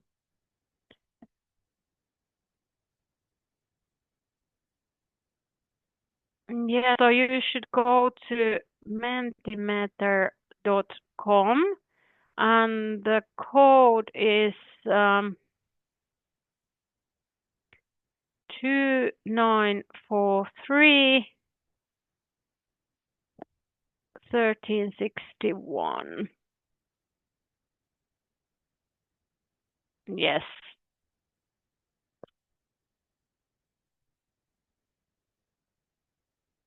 And there you have only one question.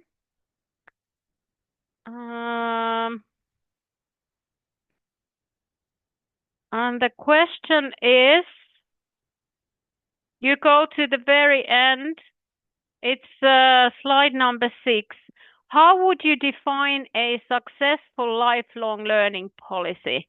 You can answer in your own words, even for a few sentences or one sentence is enough, you know, and I will now try and share this with you so that we can see the answers coming.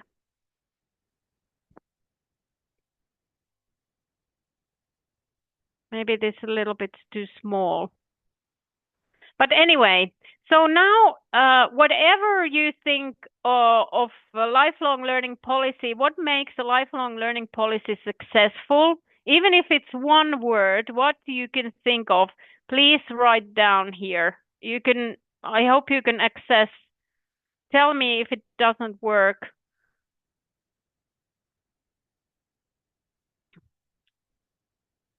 Oh, this is not the...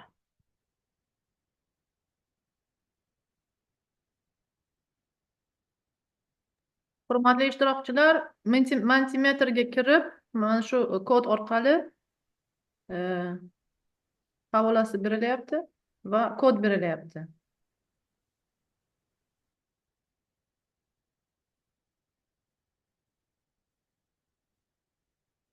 I stop sharing for a moment and I go there myself too now, and then we can see when the...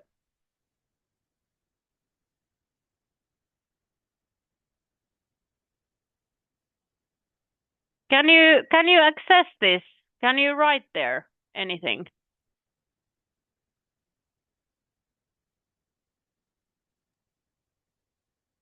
Yes, we can. Yes.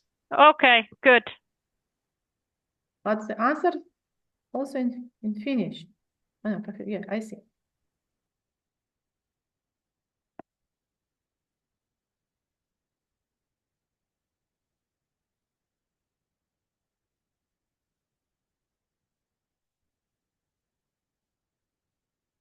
So you can just take a comment from the right hand side, and then it will appear in this.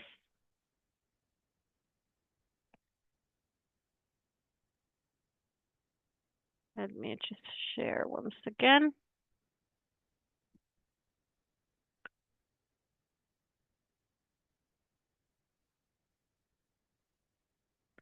Can you see my screen now?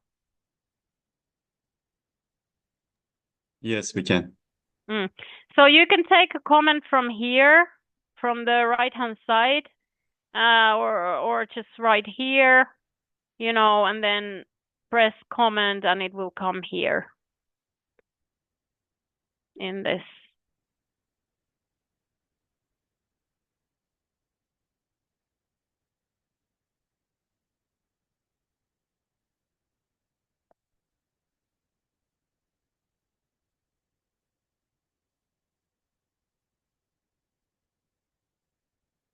So here are a few answers.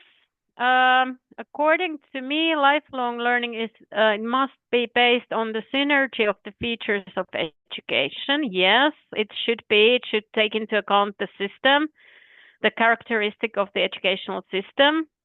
A successful lifelong learning policy is one that ensures people of all ages have continuous and equitable access to learning opportunities throughout their lives. Yes, really, it should be accessible, it should be continuous and equitable to all people and throughout the whole life cycle. It must be a mixture of the learning factors on the development of features that are interesting. Yes. Successful lifelong learning policy provides people with continuous opportunities to learn and develop skills at any stage of life. It promotes inclusive, flexible, and accessible learning pathways. Yes. And then my comment, it's not here, but competitiveness and career development, yes. And then I wrote down that it should be comprehensive and data-driven. Yes, good. And then I had one more slide where you could have sent me some comments, but I think that you can just leave me comments here on the chat if you like, or any questions you want me to answer maybe later. I can come back to those and then send the answers later. Or if you have anything that comes to mind later on, maybe you can contact Zumbrad or the National Erasmus Plus office.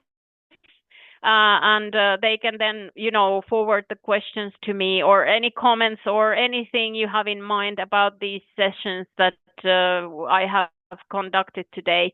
Please feel free to comment and send your greetings and wishes. I will be happy to answer them then later on, because today maybe there's not enough time for everything. Or maybe something comes to mind later on, or you don't want to present the questions here in front of everyone. That's okay too, But yes, that's about it for today then. I think we are a little bit early. But if anyone has anything to say now, yes, please feel free. Maybe our audience has questions. Please, Professor Kirsi, can I ask you to send all presentations? Okay. Yes. Yes. Yes. I'm waiting for them. Okay. Yes. You will send. Okay. Yes. Thank you. Please, our dear participants, if you have questions, we have time for questions. And just we are looking. Please go ahead. You can write into the chat.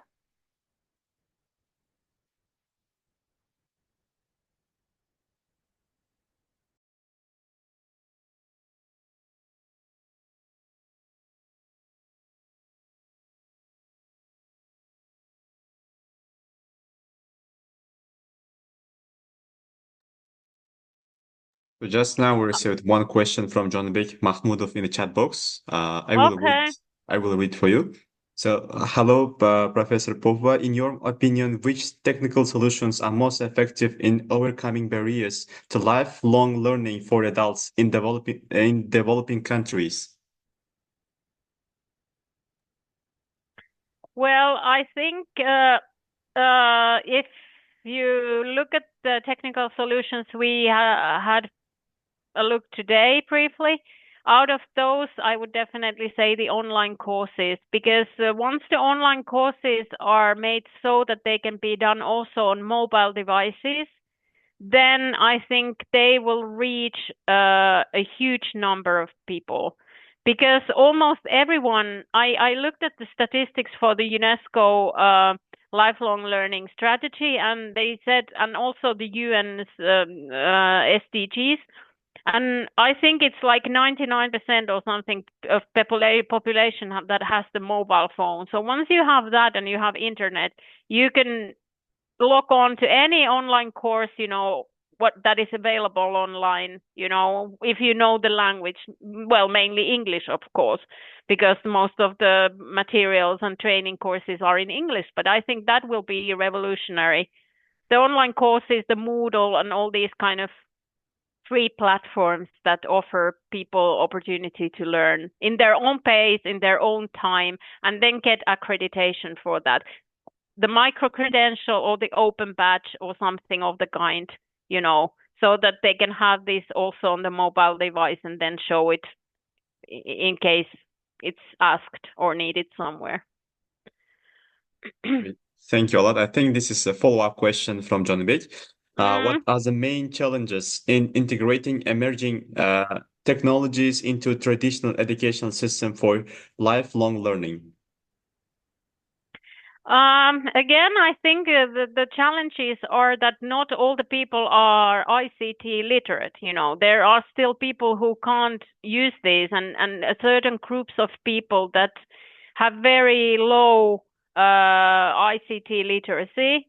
And because so many of these lifelong learning opportunities are digital or digitalized, I think this is also the biggest challenge, because if you don't know how to use the computer, if you don't know how to use these apps and different platforms, then you miss quite a lot.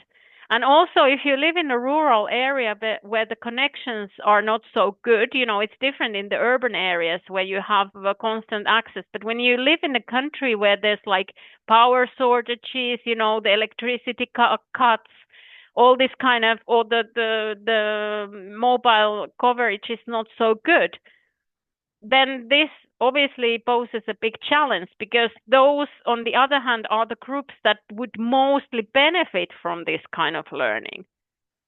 So I think that the biggest gap is between the ICT kind of opportunities and digital opportunities, and then the actual ability to use them, if you like. Thank you for the answer. Okay, and I realized I have to say this, that I realized that when we talk about all these technical solutions and digital applications and all this, we look at the world really from it's like a very Western centered way of looking at things, because we take it for granted that people have the access to them and people have the knowledge, because we are so used to that, but this isn't the case. And I think this is why we need these global frameworks, so that the organizations like UNESCO, they look at the things more in a global way and not only from our kind of loophole.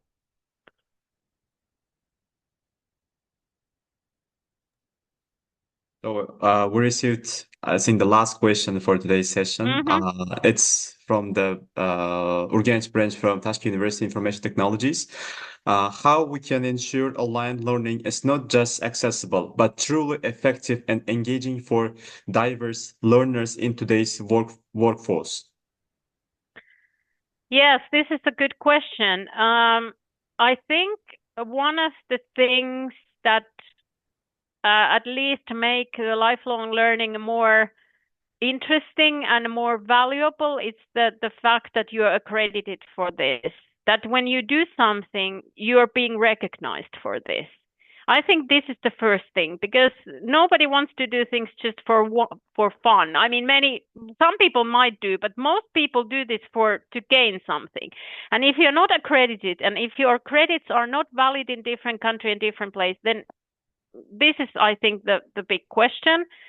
And also about the engagement, I think, and as I said many times during today's and yesterday's sessions, learning always happens in a social interaction. When you interact with other people and you share your knowledge with others and you discuss and you ponder things and you get feedback, only then can true learning happen. Because nobody is learning on their own. This kind of learning is not productive, in my opinion. I mean, look at us now. We learn because we are together, and we have, we exchange ideas and the learning outcomes. So I think these two things, the accreditation and the collaboration and the kind of making lifelong learning, even online, a community kind of based experience. Only this can lead to success, I think. Thank you, much appreciated. Yes. Yes. Mm-hmm. Thank you, dear Professor Kirsi, for insightful presentation and valuable input. Today's session and also last session have given a deeper understanding of key frameworks that support lifelong learning at both international and national levels. Thank you very much for inspiring insight. And we have explored the foundation and challenges of lifelong learning, but where we are heading next. To offer a forward-looking perspective, I am happy to introduce my colleague, higher education reform expert, who will now share with a short presentation on the future of lifelong learning in sustainable development. Nurbek Akakobilov, please, the floor is yours. Assalamu alaikum. Assalamu alaikum. Good afternoon, dear colleagues. Nice to meet you all. I heard that I couldn't join you yesterday and before yesterday because we were also holding a scientific conference at our university. So now I'm going to share some presentation about. Can you see the presentation? Yes, it's visible. Okay, so I will brief information about the future of lifelong learning in sustainable development. By the way, I'm Nurbek Kabilov, Uzbekistan Higher Education Forum expert member and head of International Relations Department at the University of Information Technologies and Management. So first of all, I would like to share some information about what is a lifelong learning. Lifelong learning means that learning at all ages, for example, not in just school and college or university, after even graduating from university and school or college, we can learn after the universities, even though we are working.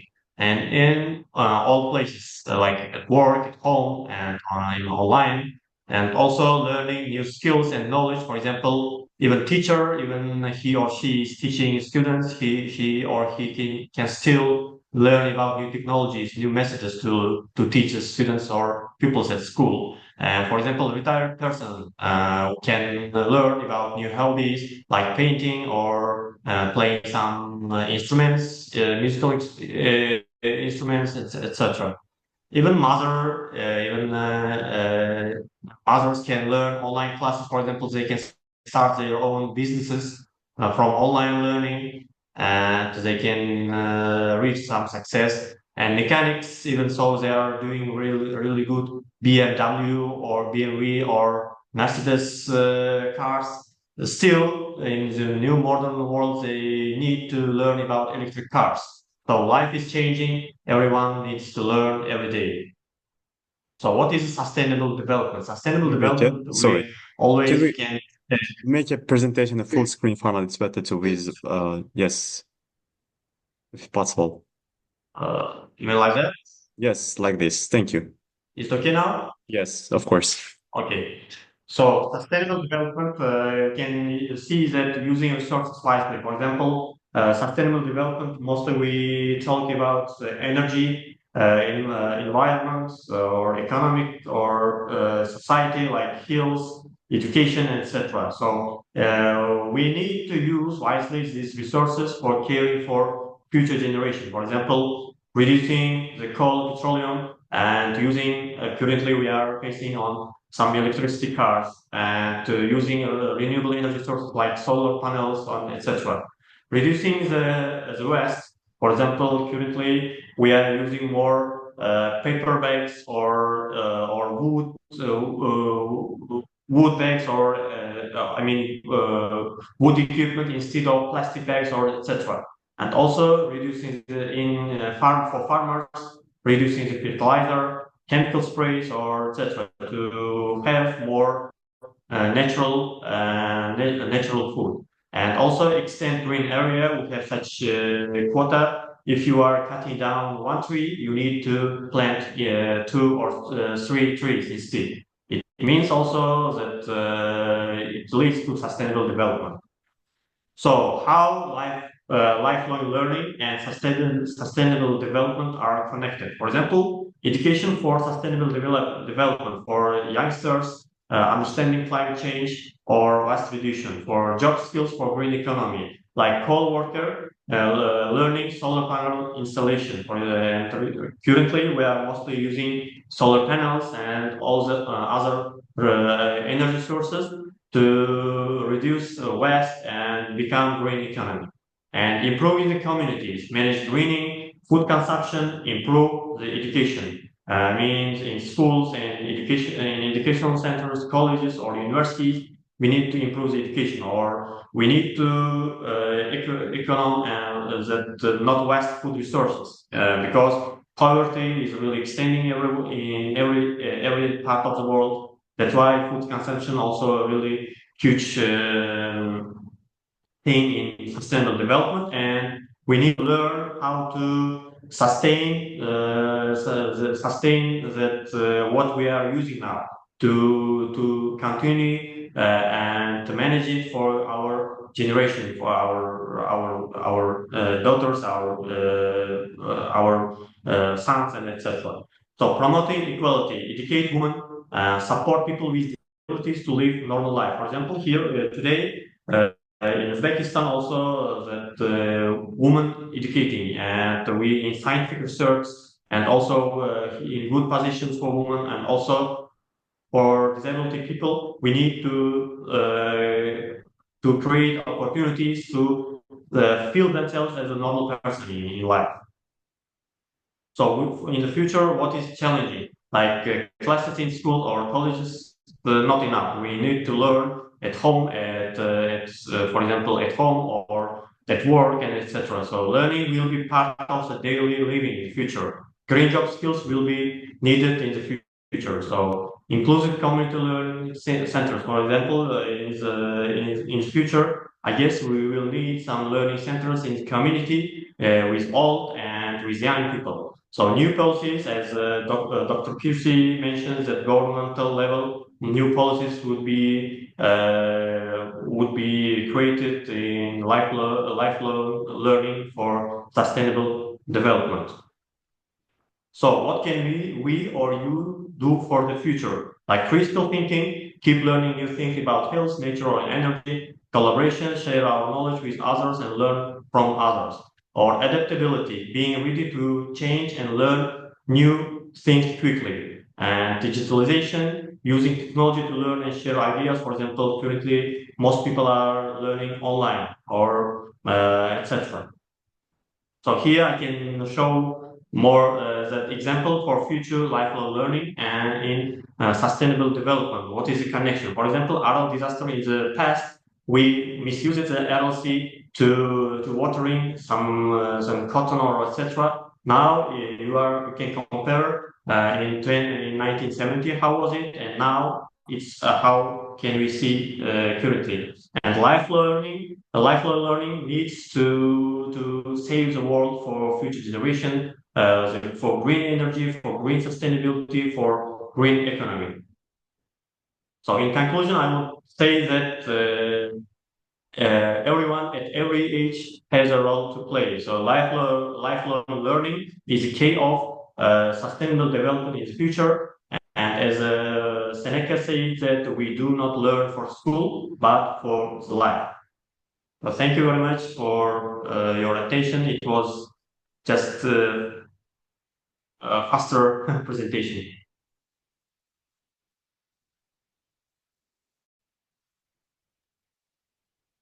Thank you so much. for your presentation. It was prepared before your presentation, Kirsi. You are welcome, very welcome. Thank you, Nurbek Akash, that you have time, you find time. I want to say that, dear guests, dear participants, as we come to the end of today's sessions, I'd like to take a moment to thank every one of you for your active participation, for your thoughtful question and meaningful contribution. And of course, very special thanks to our main speakers, Professor Kirsi, for sharing such a clear, forward-looking and engaging vision. Of course, your expertise and ability to connect global trends with practical implication have added enormous value to our technical assistance missions. And of course, as we reflect on what we heard today, let's remember that lifelong learning is not only a right, it is a shared responsibility and vital driver of sustainability and inclusive growth. Of course, before we close, I'd like to let you know that this seminar is just the beginning of broader dialogue. We are planning a follow-up session where we'll continue our discussion, share progress, and explore collaboration opportunity. The exact time we will be announced later, maybe pending final confirmation from Ministry. And I would like to sincerely thank you, Nurbek Aka, for today's presentation. Thank all of participants. Aziz Karimovna, can you add something? Aziz Karimovna. Yes, for sure. Assalamu alaikum. Hurmatli bugungi seminar qatnashchilari. Здравствуйте еще раз, Kirsi. Good afternoon. I think it was really 2 days very fruitful, very proactive. That's because of the very interesting and useful presentation and the way that you organize the discussion. Thank you, Kirsi, very much. And I hope that for us, the most important will be also the follow-up event with your contribution again. We are looking forward for your contribution again, Kirsi. And the other point is to underline that by the end of each TAM seminar, the joint report is prepared with the learning outcomes, with the specific recommendations to be communicated to the ministry. And this paper should be also agreed and proofread by the Kirsi. So thank you in advance for your contribution. Maybe some materials should be added with the links provided to those people who have not been involved in the seminar personally, individually, but can have access to the brief report on the TAM. Thank you once again, the expert. Thank you once again, the host, Zumrat herself, the administration of Samarkand Institute of Economic and Service, for initiating this relevant topic for the country, for the higher education community in Uzbekistan. Thanks to our experts, Ilhomjon Abdurrahmanov, who contributed yesterday, to Nurbek Kobilov, who contributed today. And I think that without the technical support of Mahmoud John, it will be quite difficult to have this TAM organized in such a way. So the recording of this today's seminar will be made available later on. We will clean up some unpleasant points that we've been faced yesterday. Okay, so everybody can have access to this video. video recording. Thank you very much again. Thank you to all participants being with us and listening to our experts. Thank you. Thank you very much, everyone, from my behalf. Thank you for inviting me. Zumratkhon, you can conclude. Kirsi? No. Louder, please. Yes, microphone, I think. Yeah, sorry. Yes, thanks from my behalf as well. Thank you for inviting me and for having me, and for all our participants yesterday and today. I'm happy that so many came to listen and discuss indeed on this international and interesting and engaging topic that we had. To all the organizers back in Uzbekistan, thank you. Спасибо большое.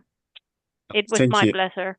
Thank you, Allah, dear Professor. And I would like to also share the QR code. This is the evaluation form of each TAM seminar. So we will always create the evaluation form, and after this TAM seminar, we will evaluate this session. Please, all participants, scan this QR code, and your honest opinion about this TAM seminar will be very efficient and effective for us for the organizing the next TAM seminar. I also send the link to the group chat. You can also click this link and evaluate your today's 2 days session of TAM seminar. Once again, thank you. It would be great if we just take the 1 or 2 minutes to fill out this form, because it's very important for us to get to know about the overall process, about efficiency of this TAM seminar. Thank you a lot.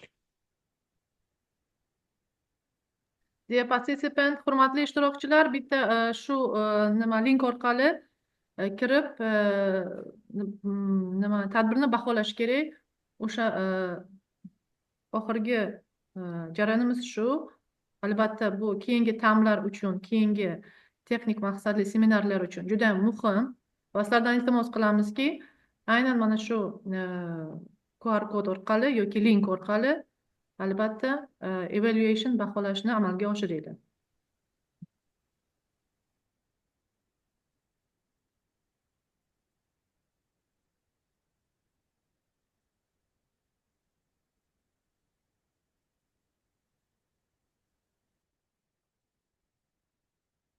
Well, the people are evaluating, Kirsi, just to let you know. So we are looking forward to meeting you in person in Uzbekistan. So you are very, very welcoming. Thank you. Yes. Especially in Samarkand, Aziz Karimovna. Yes. So starting from Samarkand, there are Bukhara, Bukhara, yes, Tashkent. And thank you for Urgench branch of Tatu University. They were very active and reacting. So to each participant, thank you very much. Okay. And you will send me then the evaluation form, or what should I know, the report that goes to the ministry? Yes, definitely. So Zumrat will share you. She will collect the information and then. Okay. Yes. The initial version will be in English, and then it will be translated into Uzbek. Okay. Good.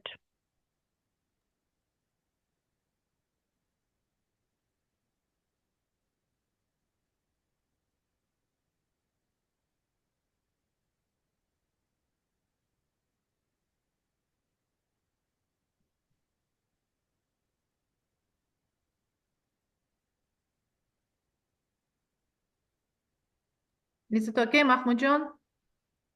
With Yes, evaluation. thank you a lot for evaluating this form.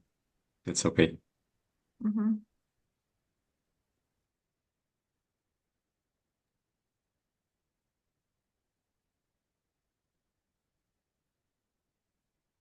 So see you next time for a follow-up event, Kirsi and participants.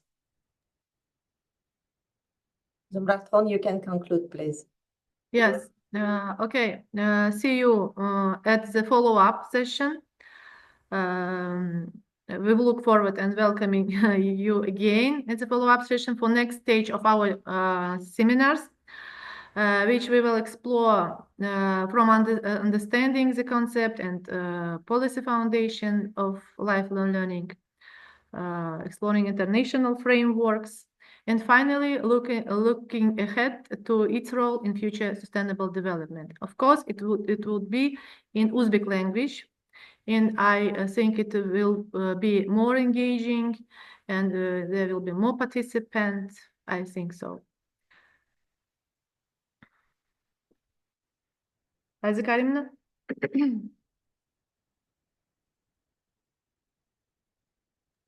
Да, Лабе? Так, мы закругляемся. Да, Can we да. complete? So I requested you please to conclude and then close. Yeah. Okay. As we conclude for today, I would like to sincerely thank to all participants, for all our speakers. Thank you so much, dear Professor Kirsi. And I think you, of course, we have every fruitful day and productive day for today, for 2 days. And just даже вчера мне писали и киргизы, и Таджикистан, чтобы обязательно мы взяли у вас презентации. Что без этого меня не отпускают, они мне все пишут, поэтому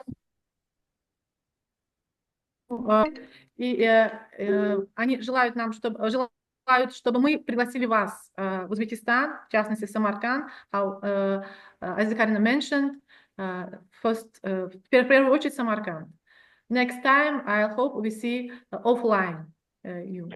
Okay, thank you. Yes, thank you. I look forward to then, your emails regarding how we proceed from here and the report and everything, and I hope we continue our collaboration, I think. Yes. It has been very nice, and I have enjoyed it enormously. So thank you for all of you. Thank you. Yes. And let's stay in touch. For first time, I was afraid of our break rooms, but it works today. I was in all of them. Only one I didn't go because I didn't have time. But in everyone, we had good discussion. Yeah. Thank you. Thank you a lot. So I'm closing the room. Thank you. Thank you. Bye now. See you. Bye. See you. So see you. Thank you. Thank you. See you.